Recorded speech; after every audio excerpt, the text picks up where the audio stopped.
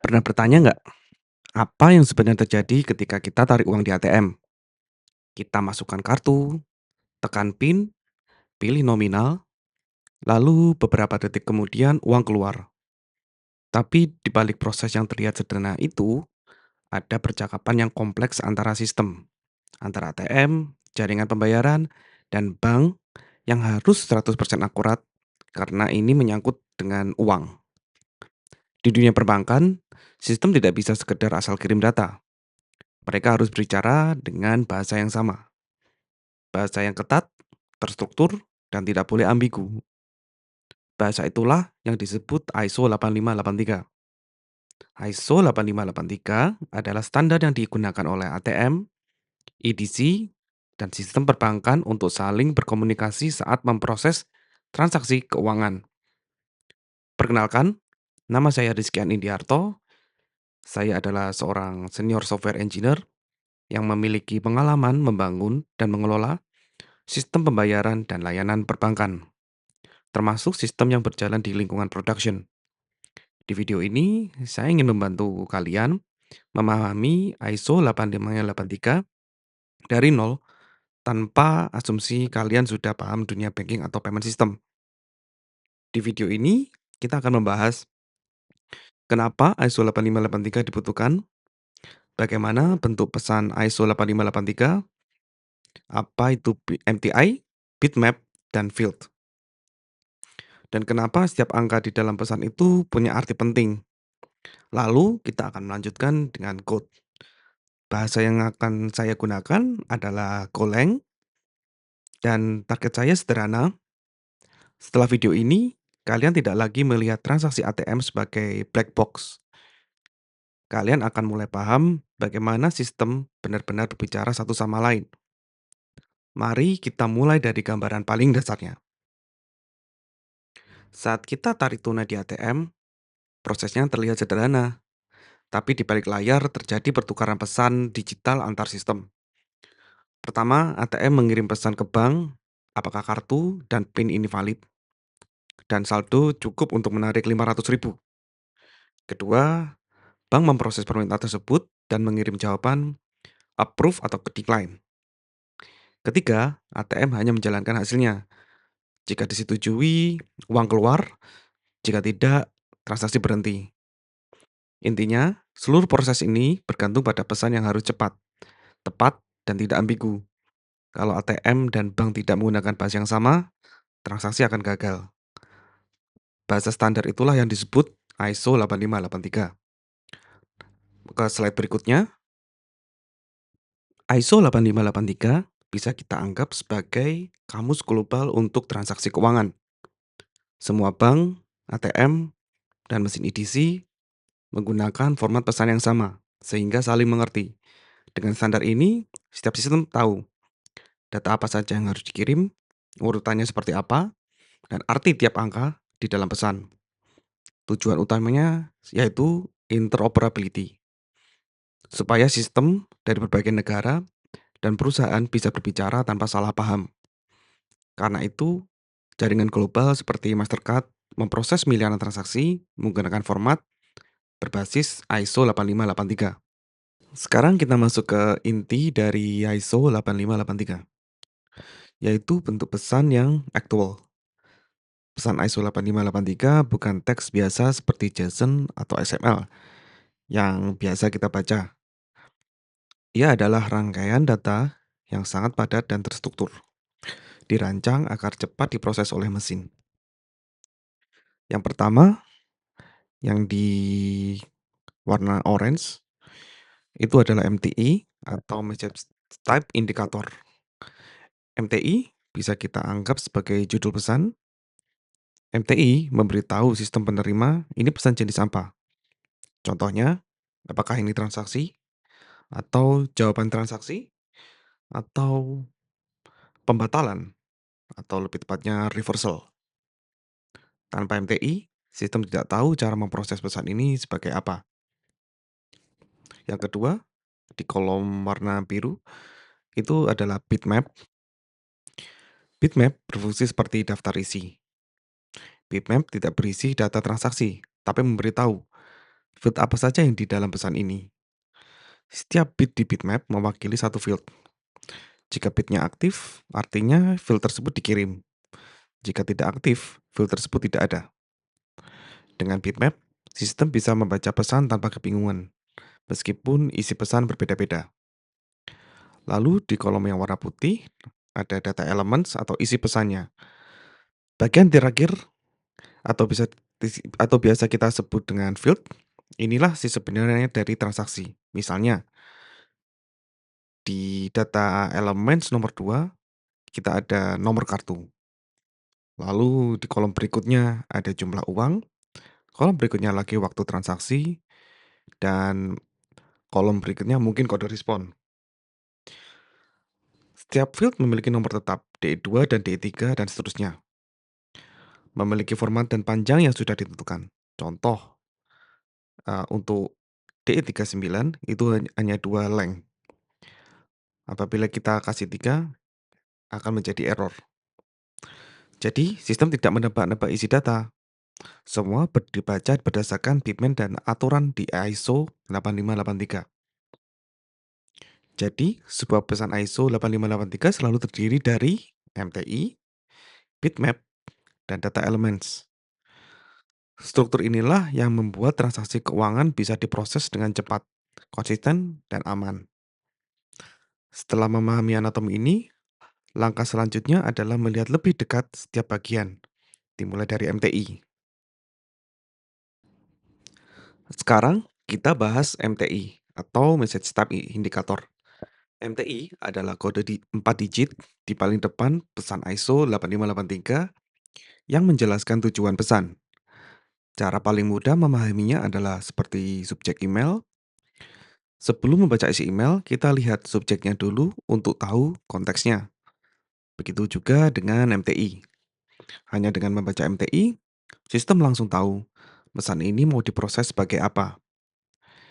MTI pada proses otorisasi, contoh yang paling sering ditemui adalah authorization. 0200 berarti permintaan transaksi dari ATM atau EDC ke bank. Setelah bank memproses permintaan tersebut, bank akan membalas dengan 0210, yang artinya jawaban transaksi apakah disetujui atau ditolak. Jadi 0200 dan 0210 selalu berpasangan dalam satu proses authorization. MTI pada proses clearing, setelah transaksi disetujui, proses belum benar-benar selesai. Di belakang layar ada proses yang disebut dengan clearing. Clearing adalah proses penagihan dan pencocokan resmi antar bank. Misalnya, saat kartu bank A digunakan di mesin bank B perlu menagih uang tersebut secara resmi ke bank A. Untuk proses ini digunakan MTI khusus, yaitu 1240 atau presentment, yaitu tagihan resmi antar bank. Dari MTI saja sistem sudah tahu bahwa ini bukan transaksi baru, tapi bagian dari proses penyelesaian. Ada kondisi lain ketika nasabah tidak setuju dengan sebuah transaksi. Proses ini disebut dispute. Contoh, nasabah merasa tidak pernah melakukan transaksi, saldo terpotong tapi uang tidak keluar. Dispute adalah proses investigasi dan pembatalan transaksi, bukan proses pembayaran. Untuk itu digunakan MTI seperti 1442, chargeback yaitu pembatalan transaksi karena komplain. Lagi-lagi, MTI langsung memberitahu sistem bahwa ini adalah kasus sengketa. Jadi, MTI menentukan konteks dan arah pesan, authorization, clearing, atau dispute. Tanpa MTI, sistem tidak tahu ini permintaan atau jawaban, transaksi normal atau komplain. Karena itu, MTI selalu menjadi bagian pertama yang dibaca dalam pesan ISO 8583. Setelah tahu tujuan pesan lewat MTI, selanjutnya kita akan melihat isi apa aja yang dibawa pesan tersebut, yaitu melalui bitmap. Setelah tahu tujuan pesan lewat MTI, sekarang kita bahas bagian berikutnya, yaitu bitmap. Bitmap bisa kita anggap sebagai daftar isi digital atau checklist. Fungsinya bukan membawa data transaksi, tapi memberitahu sistem field apa aja yang ada di dalam pesan ini. Bitmap terdiri dari deretan bit yang nilainya hanya satu atau 0. Setiap bit mewakili satu field di ISO 8583. Bit bernilai satu berarti field tersebut ikut dikirim, bit bernilai 0 berarti field tersebut tidak ada. Contohnya, bit kedua on atau satu. Artinya field 2 yaitu nomor kartu ada di dalam pesan. Bit kelima off artinya field 5 tidak disertakan. Kenapa bitmap diperlukan? Tidak semua transaksi membutuhkan data yang sama. Contoh sederhana, cek saldo tidak perlu mengirim jumlah uang, transfer butuh lebih banyak field. Dengan bitmap, sistem hanya mengirim data yang benar-benar diperlukan. Ini membuat pesan lebih kecil, lebih cepat dikirim, dan lebih efisien untuk diproses. Bitmap standar mencakup field 1 sampai 64 yang disebut primary bitmap. Jika diperlukan field di atas 64, maka gunakan secondary bitmap, yaitu mencakup field 65 sampai 128. Kehadiran secondary bitmap juga ditandai langsung oleh bitmap itu sendiri. Jadi, bitmap berfungsi sebagai peta untuk membaca pesan ISO 8583. Tanpa bitmap, sistem tidak tahu field mana yang harus dibaca, dan parsing pesan bisa salah total. Oleh karena itu, bitmap selalu dibaca sebelum data elements. Setelah tahu field apa aja yang ada, langkah berikutnya adalah membedah isi tiap field, yaitu data elements. Setelah kita tahu tujuan pesan lewat MTI, kita tahu field apa aja yang dikirim lewat bitmap. Sekarang kita masuk ke bagian paling penting, data elements atau biasa disebut fields. Data elements adalah isi sebenarnya dari transaksi.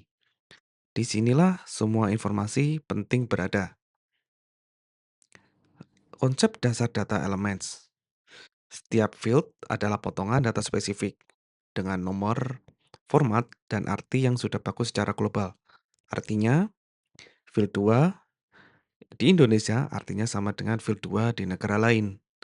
Sistem tidak menebak arti data. Semua pihak sudah sepakat sebelumnya. Field 2 berisi nomor kartu, biasanya 16 sampai 19 digit. Ini adalah identitas utama transaksi. Dari field ini, sistem tahu kartu milik siapa, bank penerbitnya apa. Tanpa field 2, sistem tidak tahu rekening mana yang diproses. Field 3 menjelaskan jenis transaksi. Contohnya, kode untuk tarik tunai, kode untuk cek saldo, kode untuk transfer. Dari satu field ini aja, sistem sudah tahu alur bisnis apa yang harus dijalankan. Untuk field nomor 4, berisi jumlah uang transaksi. Ini adalah field yang sangat kritis. Kesalahan kecil di field ini bisa berarti saldo terpotong salah atau uang keluar tidak sesuai. Karena itu, field ini selalu punya format ketat dan tidak boleh salah satu digit pun. Field 39 berisi hasil akhir transaksi. Contohnya, 00 berarti transaksi sukses. 51 berarti saldo tidak cukup, dan seterusnya. Inilah field yang menemukan pesan apa yang muncul di layar ATM atau EDC. Jadi, data elements adalah jantung dari pesan ISO 8583. MTI menemukan tujuan, bitmap menentukan field apa aja, data elements berisi informasi nyata transaksi. Jika satu field saja salah, dampaknya bisa langsung ke uang nasabah. Setelah mengenal field-field utama ini, langkah berikutnya adalah memahami bagaimana field-field tersebut dibaca, divalidasi, dan diproses di sistem. Sekarang kita bahas dua field yang sangat penting untuk pelacakan transaksi, yaitu STAN dan RRN. Keduanya sering terlihat mirip, tapi fungsinya berbeda dan tidak boleh tertukar. Kita mulai dari STAN atau System Trace Audit Number. Cara paling mudah memahaminya, stand itu seperti nomor antrian lokal di sebuah terminal, misalnya ATM atau EDC. Stand dibuat oleh pengirim pesan atau klien, biasanya oleh mesin ATM atau EDC atau servis lainnya. Fungsinya adalah untuk memasangkan pesan permintaan transaksi 0200 dengan jawaban transaksi 0210. Jadi, ketika ATM mengirim permintaan lalu menerima jawaban dari bank, sistem tahu bahwa kedua pesan itu memiliki transaksi yang sama karena stand-nya sama. Stand biasanya unik per terminal untuk hari itu dan bisa berulang di hari berikutnya. Namun juga memungkinkan jika stand itu bisa kosong. Maksudnya kosong di sini adalah diisi dengan blank space atau spasi. Beberapa switch memang mengisi stand dengan space di responnya. Nah, lalu berikutnya adalah RRN atau Retrieval Reference Number. Jika stand bersifat lokal, maka RRN bersifat global. RRN bisa kita anggap sebagai nomor resi pengiriman yang mengikuti transaksi kemanapun ia pergi. RRN digunakan untuk menghubungkan proses otorisasi, proses clearing atau presentment, hingga proses dispute dan chargeback. Ketika nasabah komplain, bank tidak akan bertanya stand, tapi akan mencari transaksi menggunakan RRN. Jadi RRN itu sebagai log atau bukti bahwa transaksi tersebut telah dilakukan. Oke, berikutnya perbedaan kunci stand dan RRN. Stand identitas transaksi di level terminal dan sesi lokal. RRN identitas transaksi di level sistem dan siklus hidup transaksi tersebut. Lalu, setelah memahami cara melacak transaksi, langkah berikutnya adalah melihat bagaimana seluruh feed ini bekerja sama dalam satu pesan ISO 8583 yang utuh.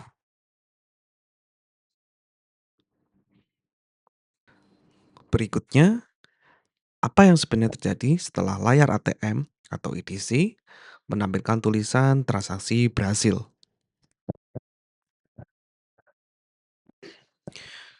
Ketika di layar ATM muncul tulisan transaksi berhasil, banyak orang mengira prosesnya sudah selesai. Faktanya belum. Yang baru selesai di titik itu adalah authorization, dan itu hanya berlangsung dalam hitungan detik. Authorization adalah proses pengecekan cepat, PIN benar atau tidak, saldo cukup atau tidak, kartu valid atau tidak.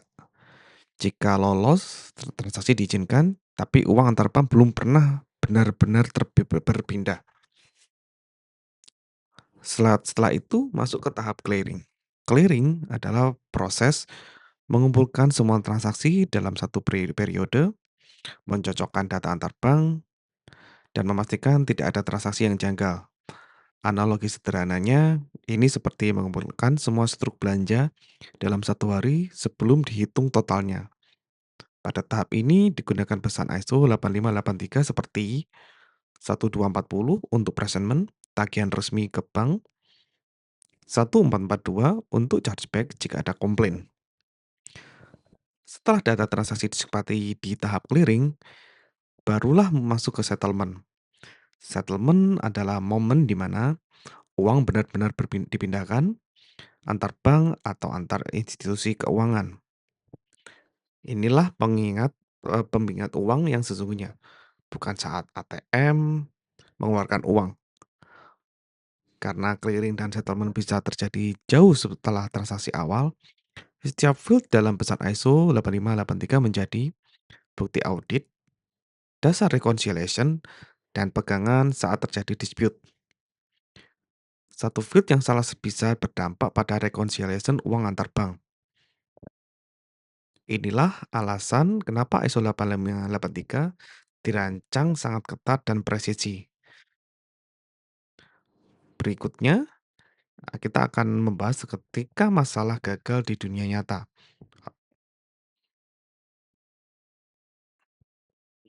Di dunia nyata, pesan ISO 8583 tidak selalu sampai dengan sempurna. Ketika itu terjadi, dampaknya langsung terasa ke nasabah. Ini biasanya terjadi karena pesan jawaban 0210 tidak sampai ke ATM.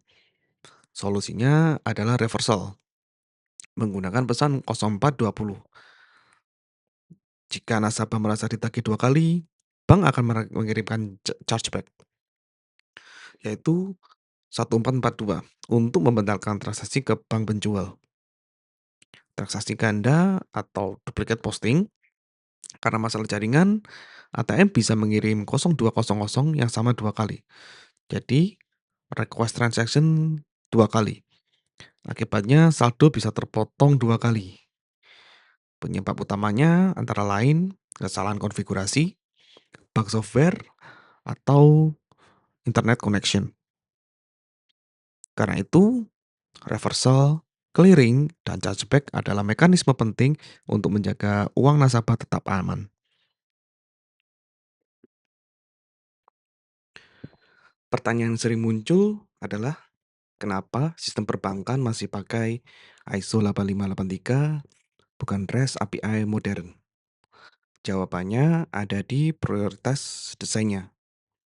ISO 8583 dirancang dengan prioritas performa tinggi, efisiensi bandwidth, lalu kepastian mutlak. Strukturnya kaku, tapi sangat cepat diproses mesin dan minim ambiguitas. Hal yang krusial untuk transaksi uang.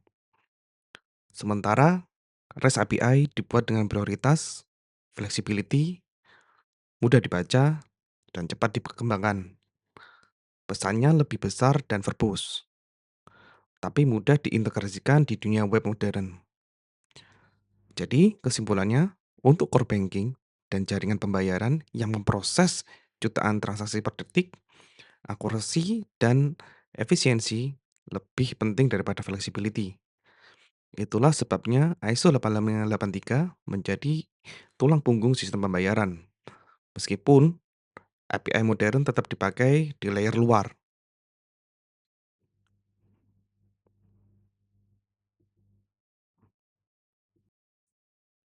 Sebagai ringkasan, ISO 8583 adalah bahasa standar untuk transaksi keuangan yang memastikan semua sistem ATM, bank, dan jaringan pembayaran bisa saling mengerti.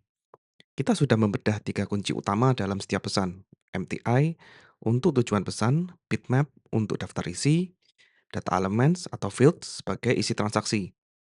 Kita juga melihat bahwa transaksi tidak berhenti di authorization saja, tapi memiliki siklus hidup, authorization, clearing, hingga settlement. Semuanya berbasis pesan terstruktur. Di bagian berikutnya, kita akan turun langsung ke level teknikalnya. Yang akan kita lakukan adalah membaca pesan ISO 8583, memparse MTI, bitmap, dan field satu persatu, dan melihat bagaimana pesan ini diimplementasikan dalam code. Mulai dari sini, kita masuk ke codingannya.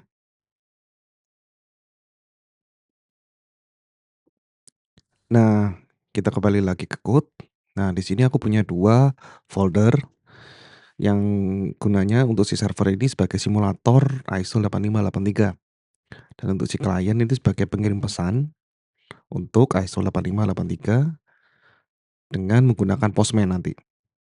Akan tapi untuk klien ke server ini komunikasinya kita menggunakan TCP. Jadi tidak pakai REST API ya. Nah, hal yang perlu kita lakukan pertama adalah go mode init, initialization go mode-nya ISO 8583 client. Lalu si server juga go mode init ISO 8583 sorry gini aja 83 server. Nah, lalu kita install package untuk si ISO 8583. Lalu juga ada Fiber untuk REST API-nya, framework API. Sedangkan di server kita cukup pakai install ini aja. Oke. Lalu di klien kita buat main.go agar bisa dieksekut. Bukan ini. Oke, function main. Di sini kita buat endpoint yang bernama fiber.new. Udah, app.listen di endpoint di port 3000. Lalu app.post untuk endpoint kita, pay. Function untuk fungsi yang dijalankan apabila pay ini di-hit. Konteks, kita menggunakan fiber.context. Akan melakukan error juga. Nah, lalu kita buat model-modelnya terlebih dahulu. Bukan model tapi struct. Nah, di sini aku mau pakai request.go package.model. Sebentar, aku pengen copy dulu untuk requestnya. Nah,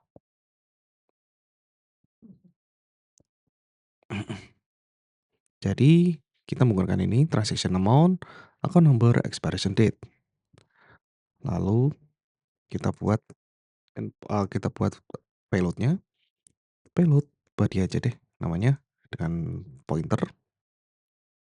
Apa tadi ya? Model dot transfer request. Oke. Lalu kita buat R untuk parsernya. Konteks dot body parser. Lalu ini kita kasih di bodinya. Nah, jika ada error, ini untuk one linernya ya.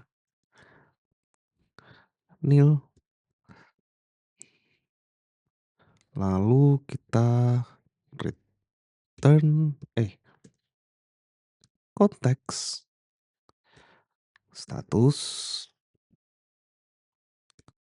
status bad request lalu JSON dengan fiber.map lalu dengan message error.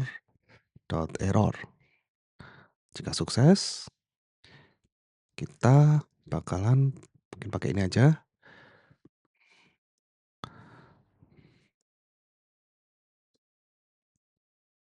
Nah, di sini message successfully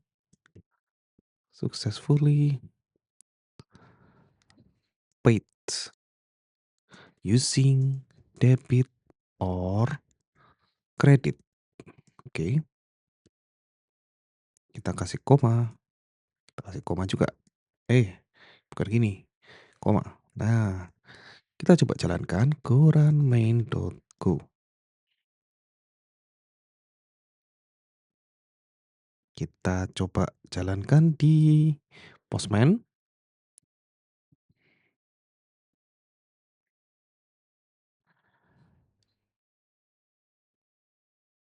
Sebentar. Nah, udah ya. Kita respon dulu. Kita cek unmarshal transfer request. Oke, permasalahannya ini. Oke. Jadi, kalau kita lihat di body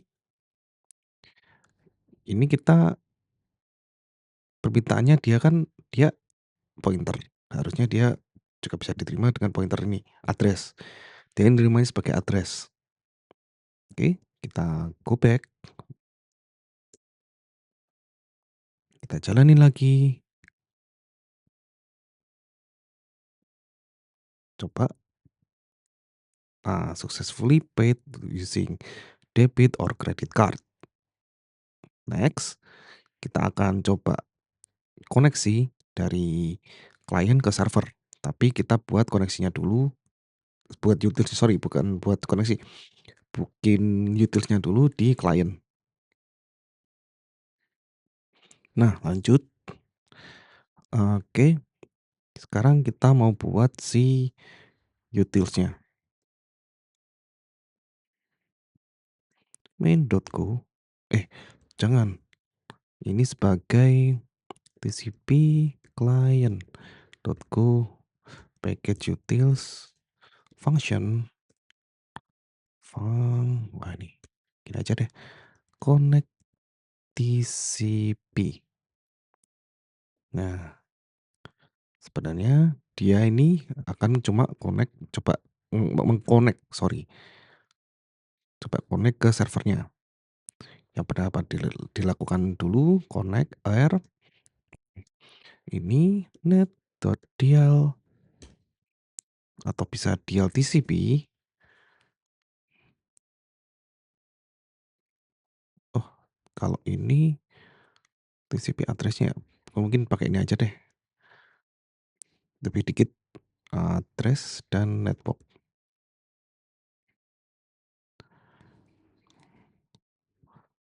Tambahin timeout aja, berarti network-nya ini adalah bisa nggak ya? Oh oh nggak ada. Ya udah network-nya di sini adalah TCP, di sini nanti host-nya mungkin kita buat variabel dulu aja deh. Pertama TCP con sama dengan net.tcp con. Oh, bukan di sini. Oke, entar deh.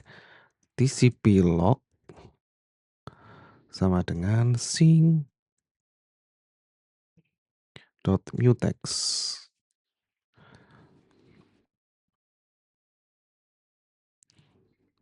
Oke, udah. Oh, ini tipenya ya. Sorry, sorry. Lalu ada host. Ini aja host. Oke, di sini kita kasih localhost 3000 8583 untuk si server ya. Nah, si dial timeout ini minta address, berarti si hostnya ini. Host timeoutnya mungkin 5 detik, time dot second. Jika error tidak sama dengan nil, maka kita akan fatal. Ya, sorry, return nil, return error. Nah, tapi kita lupa di sininya. Oke, setelah dapat, kan kita dapat koneksi, kita dapat TCP dan errornya. Kita cek connection dot bukan data read ya, con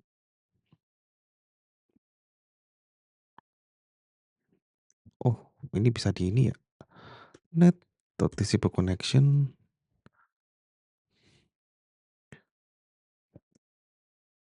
Oke, apa bisa pakai apa ya? Bentar. Jadi kalau kita pakai ini, oke, berarti kita sukses lah ya. Kita kasih sini aja deh. Connect, set, apa ya? TCP connect. Ini bukan TCP connection ya? Oh, netcon doang. Oke. Kita coba. Nggak ada. Kita harus casting berarti ya. TCP error, jangan error, dengan con, dia punya pointer net.tcp-con.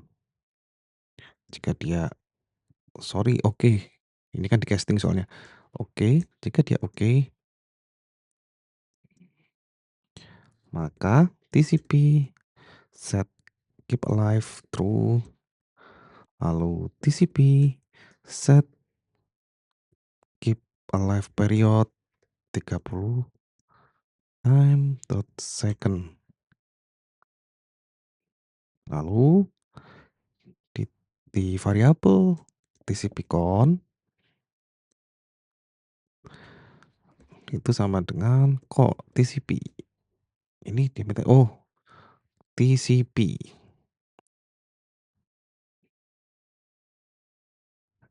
Oh, sikon ya? apa sih kon?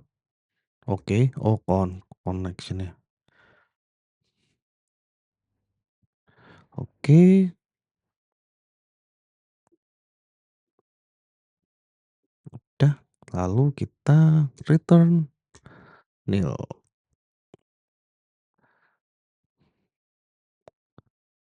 Oh, oke, apalagi yang kurang ya? Coba saya cek dulu. Oke, lanjut. Nah, kita ganti ini sebagai dikoneksi ya, netcon bukan TCP-con, sorry. Lalu kita buat fungsi lagi yang akan, send ISO message kita. Send ISO message yang isinya payload byte. Nah, setelah itu kita coba log setiap kali ada request. Oh, apa ya tadi? Oh, kan log, nah, log lalu defer TCP log.unlock. Setelah selesai baru di-unlock. Jadi setelah semua fungsi ini selesai dilakukan prosesnya, maka dia akan terakhir melakukan ini. Oke, dia ngecek nih, jika TCP-con sama dengan nil, nil. Nah, dia akan coba melakukan reconnect lagi.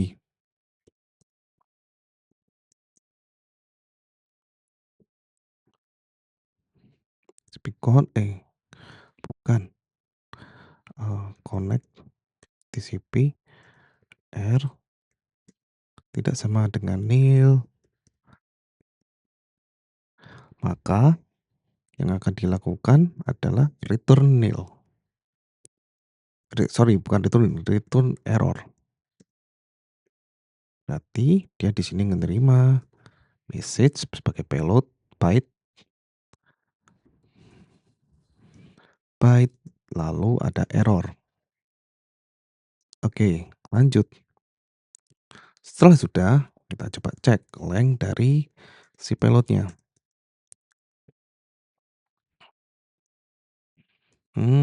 Ini payload. Oke, kita kasih header. Header kegunaannya buat apa? Biar tahu dari si server yang kita kirim cuma 2 byte, 2 list of byte doang. Jadi byte, loh bukan. Nah,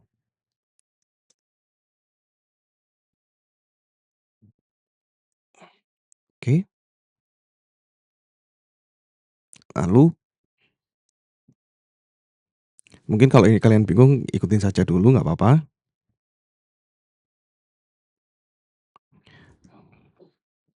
Entar dulu. Oke. Loh, kok hilang? Nah, length,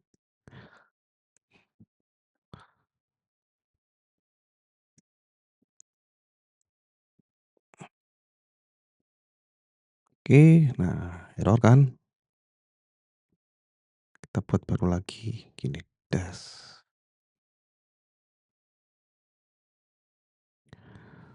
Ini dia kan oke.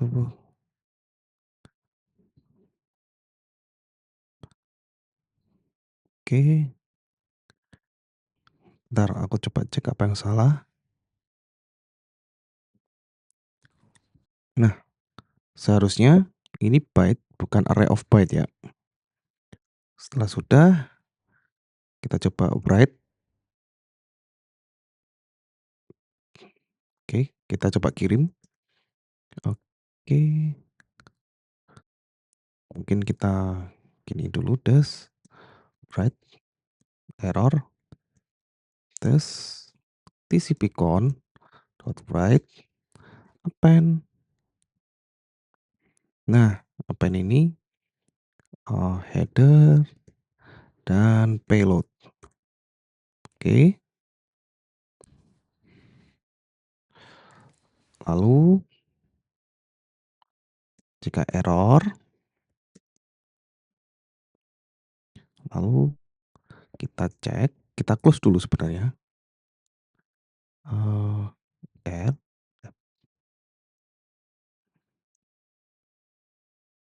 TCP connection dot close. Nah, kita balikin lagi, jadi nil, jadi tidak ada kon jadi dia bukan ini lagi, TCP connection lagi tipenya, tapi nil. Nah, lalu kita coba connect lagi, berarti kita pakai ini aja nih. Nah,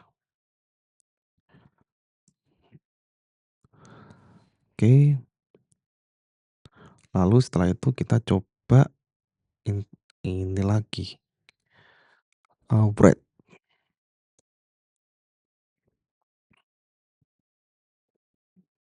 kita copy aja,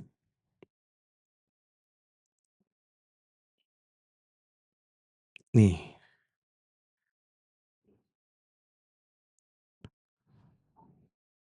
oh sorry bukan ini berarti, ini dia R. Nah, kalau udah, kita cari length-nya dari responnya.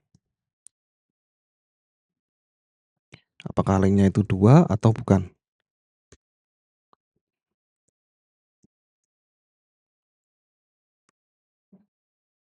Nah, kita coba copy ini aja ya, biar cepet.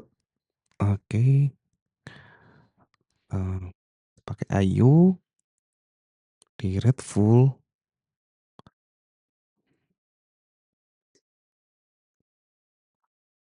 kok IO nggak bisa? IO, nah REDFul. Nah, kita hapus dulu, lalu kita kasih TCP connection dan link buff. Nah, udah, kalau udah kita cek nih respon lane-nya itu sesuai 2 atau tidak, dengan cara enter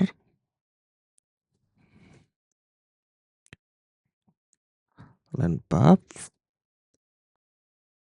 indeks pertama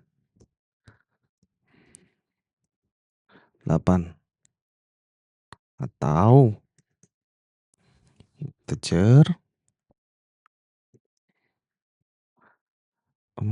line buff indeks ke-1 ini indeks ke-0, sorry kok indeks pertama. Indeks ke-1 ada, kalau dia nggak ada,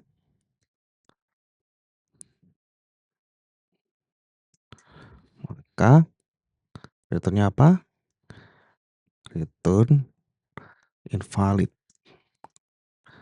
Oke, errors. Errors. Nah, new invalid length. Oke, setelah kita dapat responnya, maka kita balikin sebagai byte. Respon make byte, respon length-nya berapa. Nah, kalau udah kita pakai ini buat bacanya. Tapi ini respon length. Oh sorry, bukan respon length, ini apa ya? Oh byte-nya, berarti kan pakai ini. Respon, return, respon, dan nil. Udah, kita balik lagi ke sini. Lalu kita coba koneksi ke server. Ini deh, gini.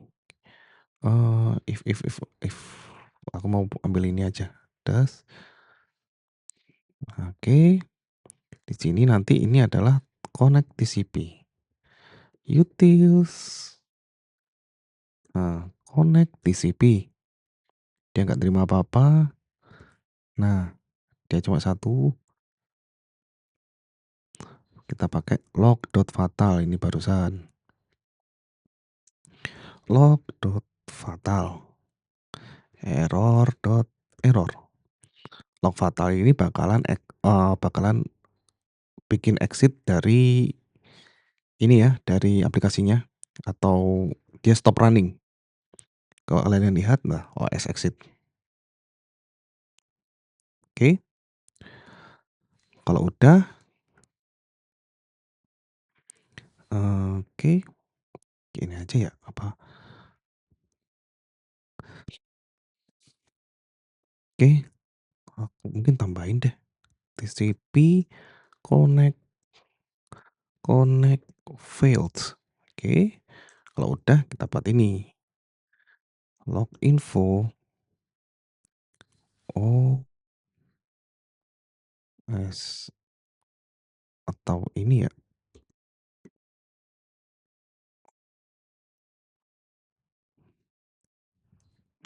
kalau log ini kita pakai log saja deh.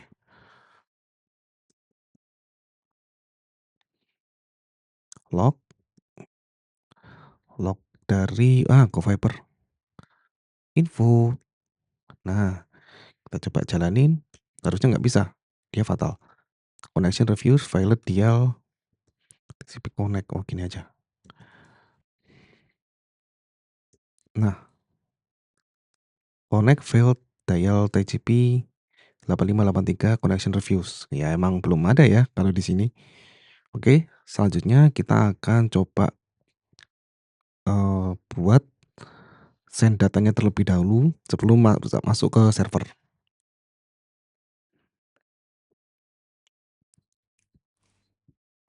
Nah, lanjut kita mau send datanya. Nah, kita buat dulu fungsi untuk send-nya. Sebentar, sell request. Sell ini adalah transaksi debit atau kredit ya. Dia bakalan nerima, bentar, dia bakalan nerima model transaction pointer. Terus ngeluarin dia model sales response.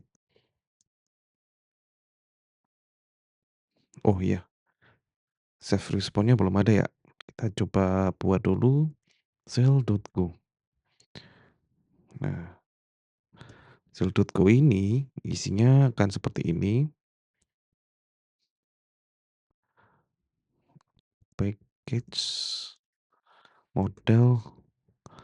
Nah, mungkin kalian bisa pause dulu untuk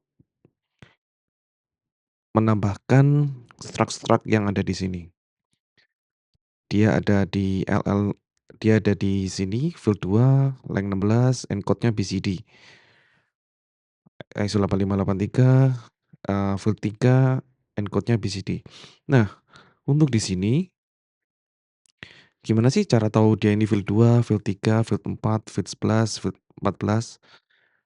Sebentar, aku akan coba buka websitenya, nanti kalian bisa pelajarin di situ. Nah, s nah, kalian sudah bisa lihat, nanti nanti aku bakal attach untuk PDF-nya ini atau URL-nya ini ke deskripsi, nanti kalian coba bisa cek. Nah, kalian bisa lihat di chapter 2, lalu klik di 0200 financial transaction request. Nah, kalau kalian lihat di sini 002 primary account number namanya. Kalau di tempat kita primary account number dia field nomor 2. Processing code, nah dia di bit 63, sorry bukan bit 63, bit 003 yaitu field nomor 3. dengan processing code, length-nya 6, oke, length-nya 6, sesuai kan? Kalian bisa lihat isinya apa aja sih nanti. Nah, kalian bisa klik di processing code, primary account number, atau transaction amount. Processing code, jadi dia bisa di sini kalau kalian cek. Nah, oke, dia nanti tipe-tipenya apa aja, nanti kalian bisa ngikutin dari saya. Oke, lanjut. Nah, lanjut ke code, kita udah buat ininya ya, kita udah buat struct-nya. Nah, kira-kira sebenarnya kan tadi di field-field-nya ada banyak tuh. Kenapa yang kita ambil cuma beberapa ini ya?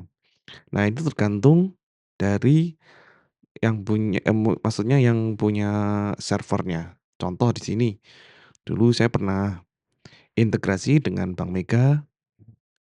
Nah, di sini untuk field-field yang dibutuhkan seperti ini. Oke, lanjut ke code. Nah, kita kan udah dapat nih model dot cell response. Oke, kalau udah kita lanjut ke pembuatan request-nya. Nah, ini aku buat MSG, buat message-nya untuk dikirimkan ke server, lalu ISO 8583, new message extended. Nah, MTM-nya berapa? MTM-nya 20200 karena dia ini request untuk transaksi sale. Nah, encode-nya kalau kalian bisa cek ISO 853 dia encode-nya BCD. Second bitmap tidak ada, lalu ASCII bitmap nggak ada. Nah, interface-nya apa? Interface-nya adalah model.self-request. Oh, sorry, dia permintaannya data interface, jadi nggak perlu pakai pointer. Lalu, nah dia isinya apa aja nih? Account number, berarti kita bakal ngasih dia ISO numerik. Oh, sorry, bukan. Oh iya, sorry, sorry. Oke, oke. New LL numerik sebenarnya dia apa sih? Oh, LL numerik, sorry. ISO 83 LL numerik yang isinya body, account number. Lalu processing code. Nah, processing code tadi sorry, bukan ini ya. New numerik nanti dia kita kirimkan sebagai 00 10 10. Oke, balik lagi kita ke mana, ke ininya, ke reference-nya,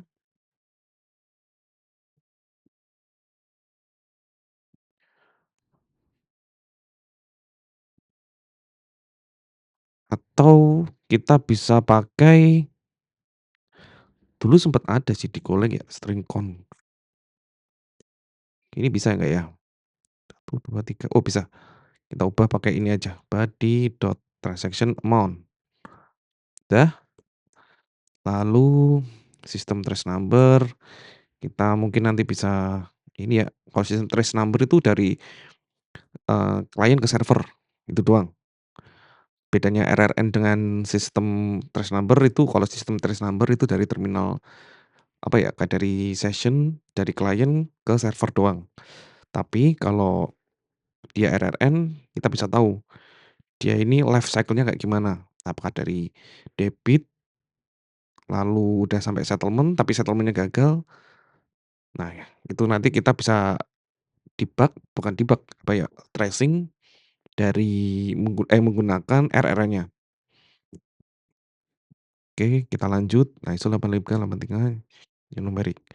Dia mintanya berapa ya, berapa angka? Sistem trace number 6. Oke, kita hitung gini, 1, 2, 3, 4, 5, 6. Nanti usahakan bisa dynamic di sini, karena nanti bakalan di-tracing untuk apabila terjadi error, nanti servernya atau di kliennya. Oke, expiration date, ISO 8583, body, dot expiration date, lalu POS entry mode. POS entry mode-nya dia di 901. Nah, 901 itu di mana? Kalau kita lihat, kita balik lagi ke atas, financial transaction request, untuk post entry mode dia di field 22, berarti di bit 22.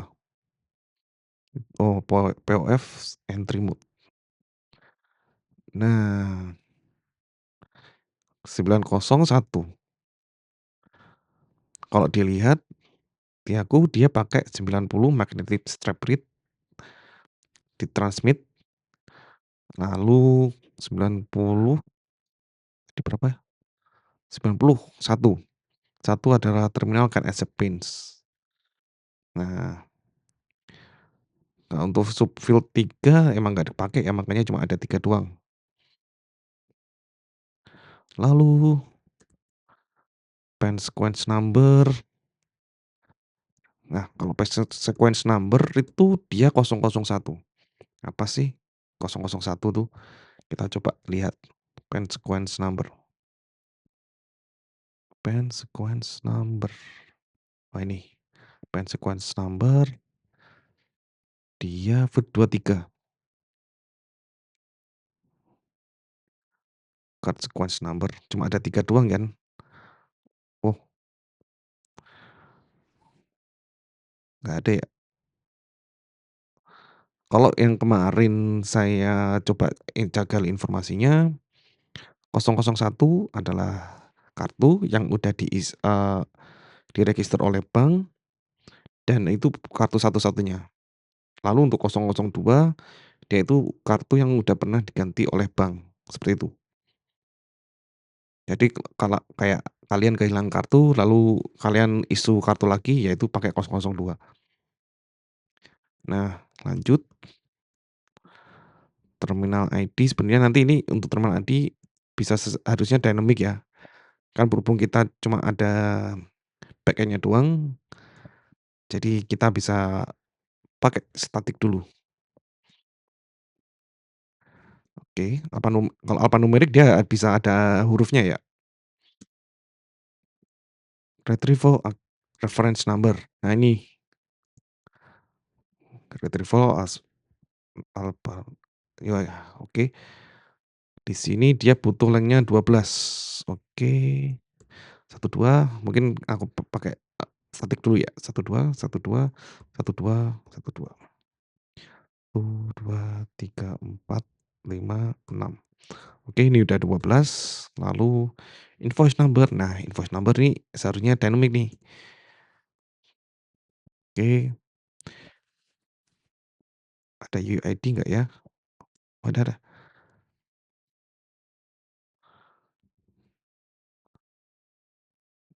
Jangan deh. Oke, untuk invoice number dia butuh 6. Mungkin merchant 1, 2, 3, 4, 5, 6. Gini aja deh. 1, 2, 3, 4. MT MT ini adalah merchant. Lalu merchant ID ini harusnya dia secara dynamic, jadi nanti kalian kalau punya admin dashboard, kalian register merchant, nanti kan mungkin dapat merchant ID-nya. Nah, nanti merchant ID-nya bisa di sini. Bisa kalian taruh sini. Dia butuhnya 15 length-nya. Oke, 1, 2, 3, 4, 1. Sorry, gini aja deh. 1, 2, 3, 4, 5, 6, 7, 8, 9, 10, 11. 2, 3, 4, 5, 6. 7, 8, 9, 10, 11, 12, 13, 14, 15. Merchant ID-nya seperti itu. Lalu POS condition code, kita cek lagi POS condition code-nya.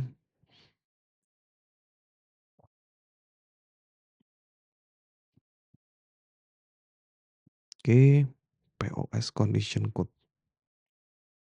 Aduh, dia nomor berapa ya? 25, field 25. Nah, kalian bisa lihat nih value-nya apa aja. 01, 02, 03, customer 05, 06, 08, 10, 51, 59. Mungkin kalian bisa pakai 59, tapi kalau aku sih pakai ini aja ya, normal transaction of this type, 00 jadinya.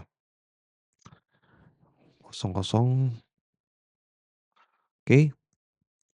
Lalu network internasional, kalau kalian nah ini nih, bentar ya, aku mau masuk ke sini. Nah, kalau kalian nomor field 24, kita coba cek, 3, financial transaction request, kita cari PIT 24, nah nggak ada nih, nggak ada ya. Kalau kalian di sini line 24, nah dia not use. Nah kita bisa isi apapun itu. Untuk kegunaannya mungkin di sisi bank A, dia butuh UUID buat tahu di database-nya bank A itu ada apa aja gitu. Dia transaksinya apa aja, loan-nya apa aja. Pinjaman, sorry maksudnya. Nah, udah kita bisa isi apapun. Nanti tergantung dari kontraknya. Oh tapi ini berapa ya length-nya? Length-nya cuma 3, oke sorry. Mungkin length-nya 3 kita kasih satu-satu. Reconciliation total, nah kita bisa pakai transaction amount di sini. Nah, dia apa mintanya? LL numerik, oh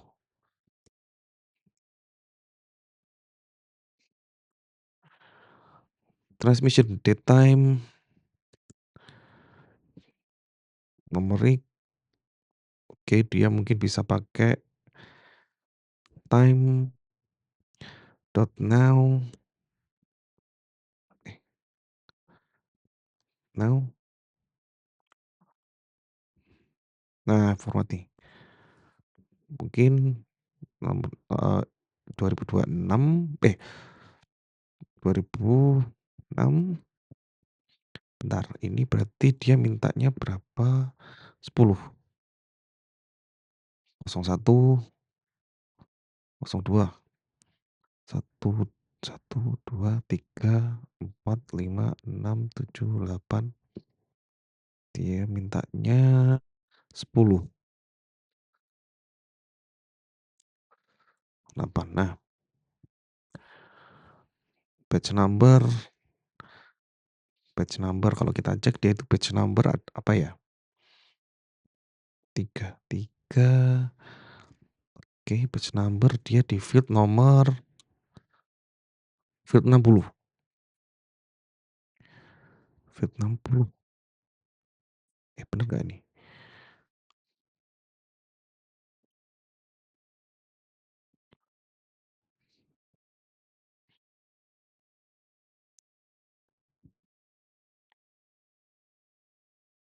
Oke.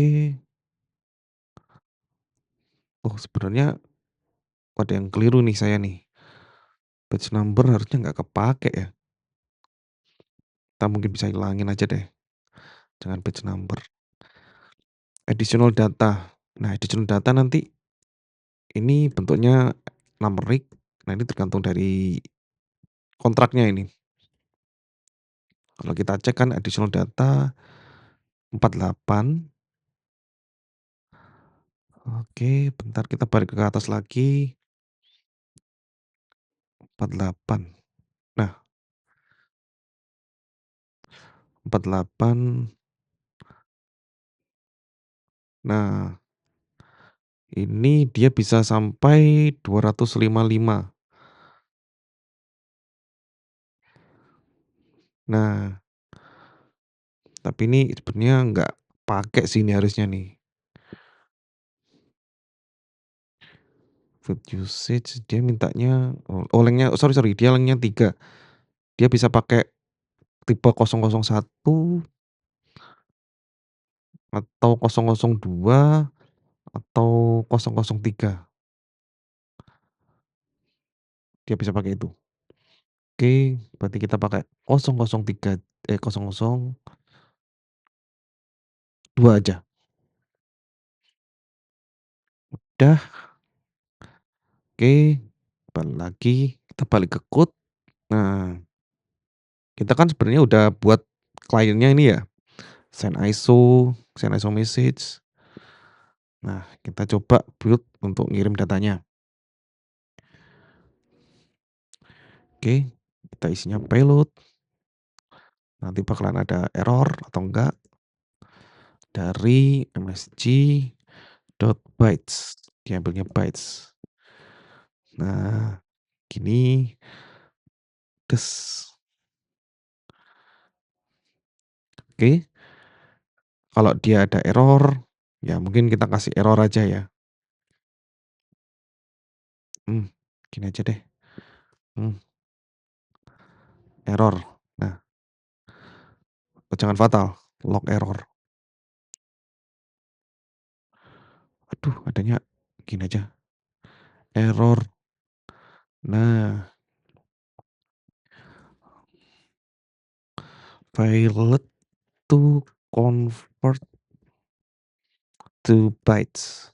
Oke, return nil dan error. Nah, loh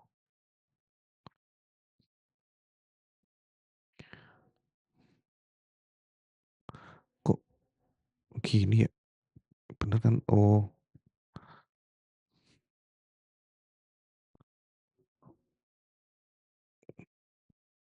oh, kok ada yang salah? Oh, sorry sorry, ini TCP-nya ya? Nah nah, kayak gini nih. Nah, nanti kan kita bakal respon atau error. Utils send ISO message, yang kita ngirimnya payload. Kita error lagi di sini. Oke, valid convert to pet, valid to send to server. Tuh ISO 8583 simulator. Oke, kalau udah, nah kita harus buat responnya juga tuh. Pertama, kita buat fungsi sorry, retrieve response. Decode respon aja deh, decode response. Yang nerima byte respon, gini aja deh, payload yang isinya byte, kan bakalan direspon sebagai byte juga. Nah, lalu kita kirim model.shellRespond. Oke, lalu kita apa ya, buat ininya, message-nya, message ISO 8583,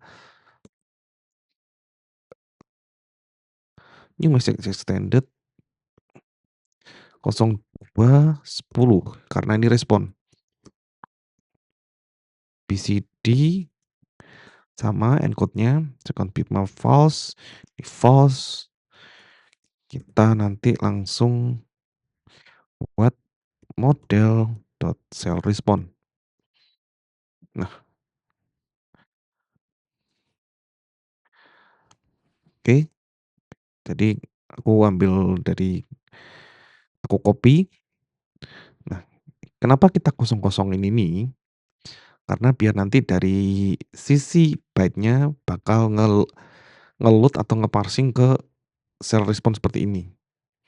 Jadi kita harus bener-bener kasih ininya ya, field-nya apa aja, dia itu tipenya apa aja, lalu kosong, kasih string kosong.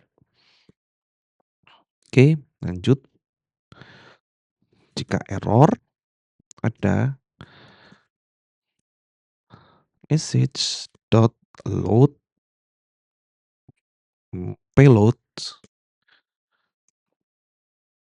R tidak sama dengan nil. Lalu yang harus kita lakukan, kita ambil dari sini. Nah, valid to parse. Nah, oke, nggak apa-apa lah kita, kasih nil aja kalau seumpamanya datanya gagal di-parsing. Oke, kalau udah, oh sorry kok if lagi, kan kita dapet ininya ya, dapet datanya. Berarti kita ambil data dot bukan dot, kita buat baru maksudnya. Lalu di msg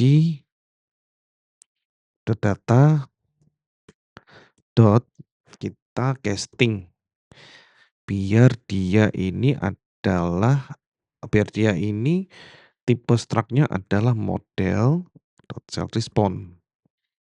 Oke, kalau udah kita return datanya. Nah, sukses kan? Lalu yang harus kita lakukan log.info successfully parsing response.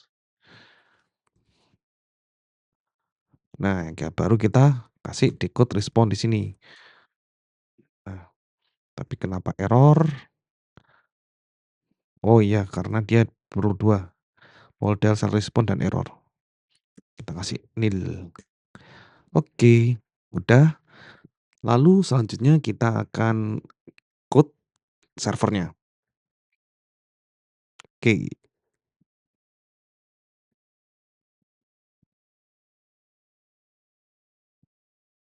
Nah, lanjut kita ke servernya. Yang pertama kita lakukan, kita akan membuat, server untuk TCP. Kita buat main.co. Tapi sebelum itu kita kasih modelnya dulu ya, biar apa, biar nggak perlu ngetik 2 kali lah. Transfer request ini nggak perlu. Oke, udah. Kita buat server, kita pakai package main, bukan gini. Nah, kita bikin fungsi main. Nanti yang harus kita lakukan adalah kita harus, buat koneksi. Con er, lalu net dot bukan TLTCP, tapi listen kita. Network-nya adalah TCP, untuk address-nya itu 8583. Kita ambil dari sini aja deh, biar cepet, log.fatal. Kalau ada error dia nggak mungkin jalan lah.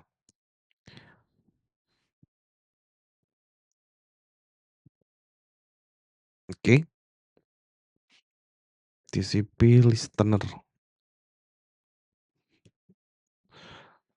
Nah, kalau udah, aku bakalan buat ini, ISO 8583 server listening on port 8583. Nanti portnya bisa kalian ganti atau bisa statik, nggak masalah. Yang harus kita lakukan kita adalah for loop, biar tidak koneksinya nggak terputus. Oke, con jangan con ya namanya ya, PLN aja. Listener maksudnya, listener. Kita nanti namanya connection, lalu ada error atau enggak. Lah, listener dot accept yang karena TCP ini kita harus kayak, eee, koneksi dulu baru kita bisa menjalankan request-nya. Berbeda dengan REST API. REST API ya apapun itu port-nya kita hit, itu kita dapat request dan responnya kan, seperti itu. Nah, yang harus terjadi, mmm, jika ada error tidak sama dengan nil, jika ada error, mmm, yang harus kita lakukan log dulu, selalu info, kok gini? Bukan, nah, log.info debug, gini ajalah pakai print. Nah,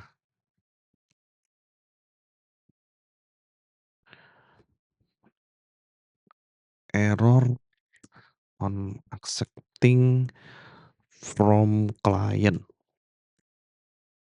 error. Nah, kalau udah kita pakai coroutine buat, handle handle request-nya.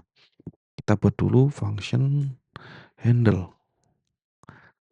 Yang nerima dia adalah koneksi. Connect.con. Gini aja, connect.con. Nah, go handle dia terima connection. Isinya connection ya not.con inilah. Oke, kalau udah selesai, pertama-tama kalau kita request-nya udah selesai, kita tutup con.connection. Kalau intinya semuanya udah selesai ya, karena kita di sini mau buat for loop for loop lagi agar dia selalu menerima koneksinya dan request-nya. Nah, kita bisa ambil dari TCP client sini untuk ngeceknya sebenarnya. Nah, ini nih. Oke, main, tapi kan ini ayur.util ya. Kita kasih nah, jika dia ini respon line kurang dari ini, kita pakai FMT aja. Jadi oh sorry yang ini kita harus continue, karena kalau semuanya ada error ya kita nggak usah ngapa-ngapain gitu. Nanti yang bakalan kita restart si server atau, kliennya.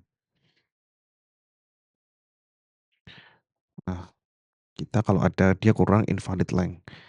Jadi di sini kenapa, respon length-nya itu kurang dari nol. Ini jadi intinya dari klien itu ngirim nol, tapi kita mintanya 2.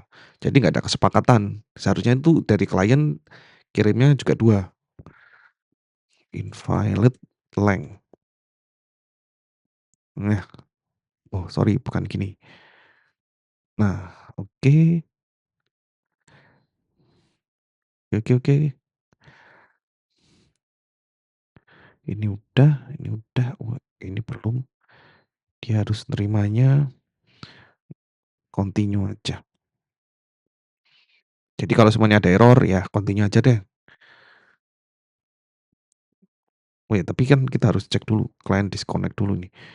Kita kasih log dulu aja gini. Kita continue biar dia lanjut, tetap lanjut. Oke, kalau udah yang kita lakukan, kita buat message-nya sama seperti yang ada di klien. Oh kita bisa ambil dari klien aja ya. Mmm, oke.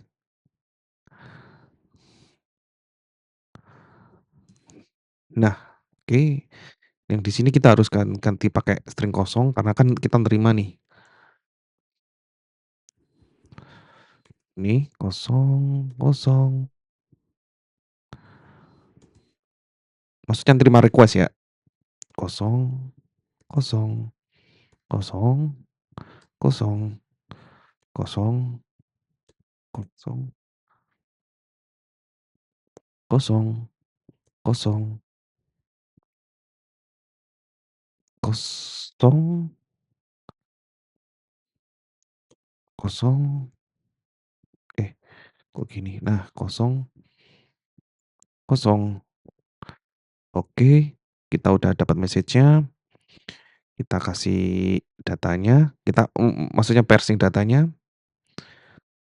Jika error, one linernya lah ini ya, eee, untuk message.load, lalu dia dapat payload-nya.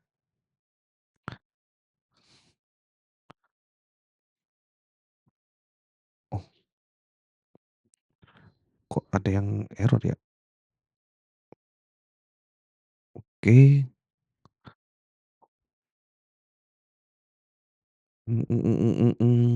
oh iya, kita belum buat payload-nya. Sorry sorry sorry. Mhm, kita ambil dari sini ada nggak ya? Nah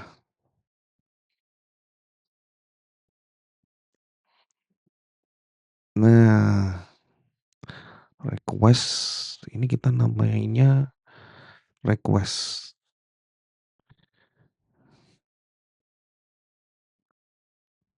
Gini, re request line request line respon dia dari mana? Request line. Nah,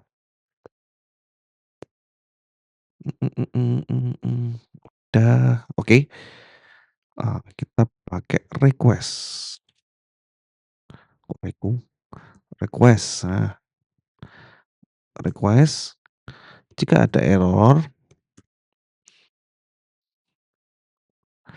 maka kita logging aja fmt, oh ini kok, request, nah, request line.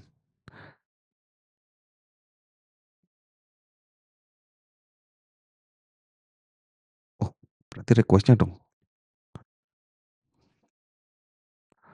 Oh iya, request-nya harusnya kita continue aja nih. Mhm, kita nambahin ini aja, payload error. Kalau udah, kita kasih ini, continue, unpack error.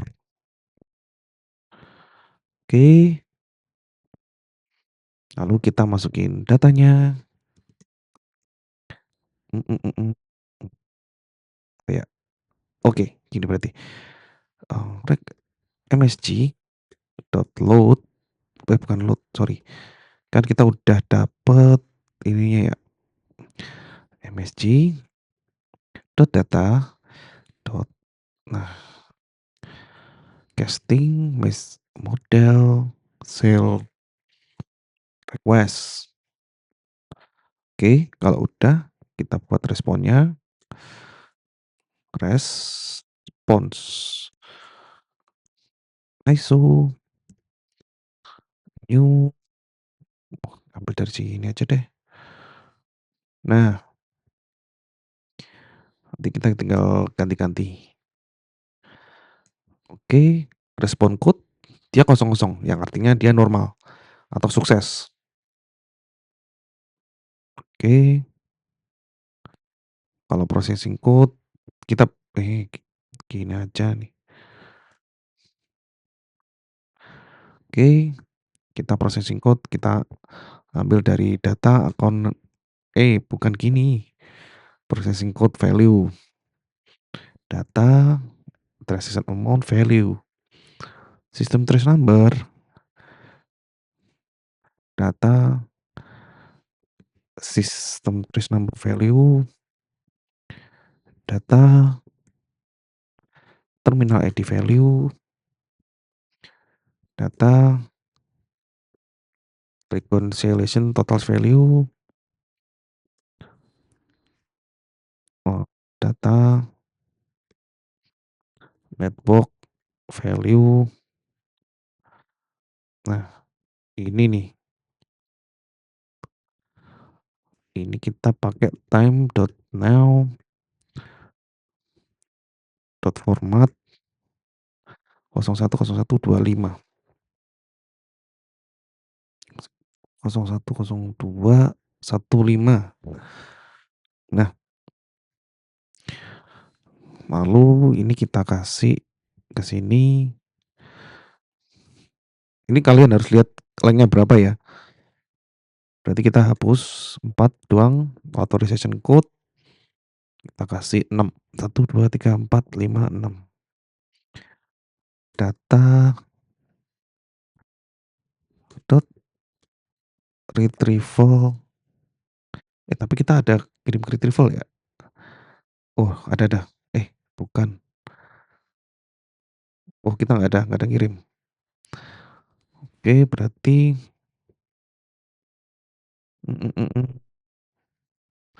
kita kasih mintanya berapa sih? Wow, 12. Oke, aku mau ambil sesuatu di utilsku yang project yang lain. Intinya kita kasih random random number aja lah. Oke, ini udah, responnya udah. Nanti kita tinggal kirim respons. Kita kasih respite-nya dulu deh berarti ini.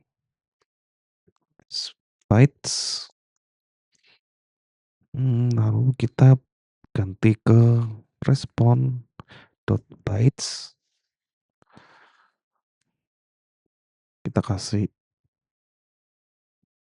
dia ada error. Oke. Error. Kita ambil dari nggak ada. Oke, mungkin kita bisa ambil dari sini aja deh. Kita hapus beberapa. Ini udah unpack error, continue tetap.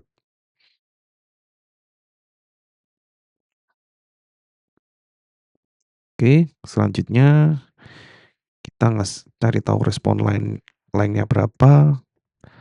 Berarti kita kasih line-nya dari si response.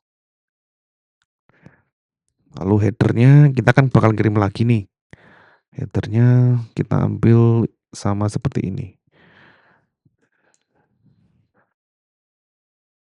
Refsline, kita balikin. Nah, kita baru buat ini connect kita kasih respon ke kliennya.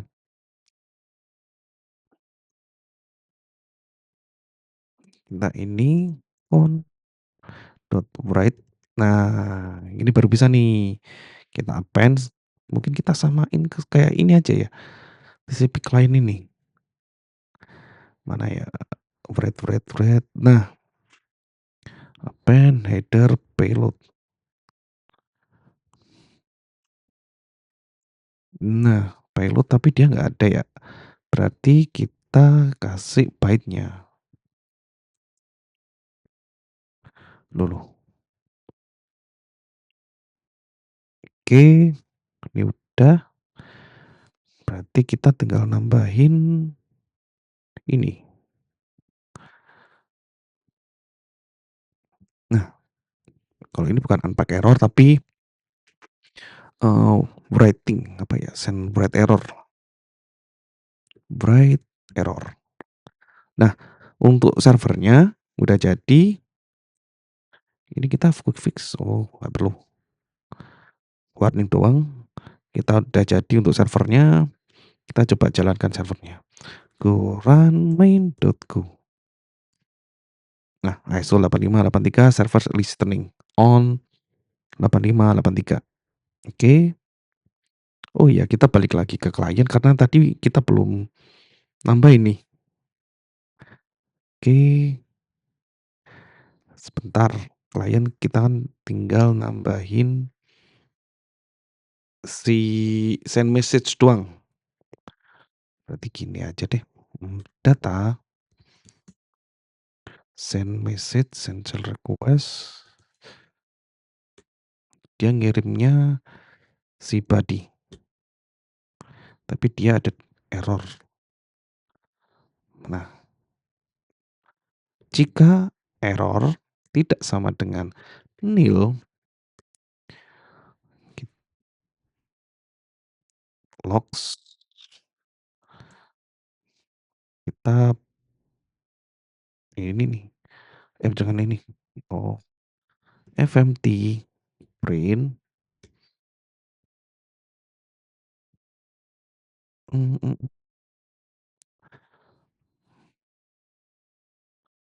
Apa ya nanya ya? Error on error when send cell request. Kasih error. Nah, kalau udah oh tapi ini belum nih. Nah, ini nih. Nah, ini nanti mungkin bukan ini ya, tapi kita mungkin internal paling. Errornya kenapa? Nah, ini kan kita udah dapat message-nya nih. Kita coba tambahin data. Data. Oke, kita coba. Ini udah jalan ya. Kita coba running di sini. Oke, TCP connected to localhost 8583. Nah, balik lagi. Jadi yang harus kita oh tadi ada yang dilupain ya, yang kita harus nambahin pointer di sini, di sisi shell request, pada saat di main, kita ngirim request, lalu kita tambahin di shell respond, kita tambahin pointer juga, lalu di server, ini aku coba nambahin payload-nya doang lah ya ini ya. Jadi kita buat read payload udah, nanti kita tinggal ngeprint. Oke. Nah, di sini kita tambahin juga apa tuh, pointer juga namanya, pointer. Nah, kita coba jalanin. Sorry, kita tambahin pointer di sini, lalu kita tambahin pointer di sini. Oke. Lalu kita juga tambahin di server, kita tambahin pointer, kita tambahin pointer. Nah, kalau kita coba jalanin, pertama yang harus dijalankan server dulu ya, go run main.go, lalu juga go run main.go di kliennya. Setelah itu kita coba hit by endpoint. Nah, balik lagi ke Postman. Di Postman, oke, kita coba clear dulu. Nah, di sini aku punya account number, expiration date, dan transaction amount. Kita coba hit. Nah, message successfully paid using debit credit. Nah, ini data dari servernya atau ISO 8583 simulator processing code, transaction amount, system trace num, transaction time, NII, Network International Identification, RRN atau apa ya tadi ya? Retrieval Reference Number, Authorization Code, Response Code, Terminal ID, dan Recount Total. Nah, sekarang kalian udah bisa kan untuk koneksi ke TCP, ke ISO 8583. Lalu yang kalian harus lakukan di sini kalian coba coba di sini adalah gimana kalau kita salah satu aplikasinya mati. Contoh kita matiin si kliennya ini. Nah, dia bahkan dapat EOF, Client Disconnected End of File. Nah, sama halnya jika kalian matiin di sini Quran Metode-ku, kita jalanin ya. Nah, server mati, EOF, dia juga dapat EOF. Tapi kalau kita jalanin lagi, nah dia udah bisa jalan nih. Oke, kalau kita coba matiin lagi, terus jalanin lagi, dia bisa nggak? Nah, dapat EOF. Karena kita harus ini ya, nunggu si servernya nyala dulu baru kita bisa melakukan transaksinya. Oke, sekian dari aku. Next kita akan bahas apa lagi ya, setelah ISO 8583. Terima kasih.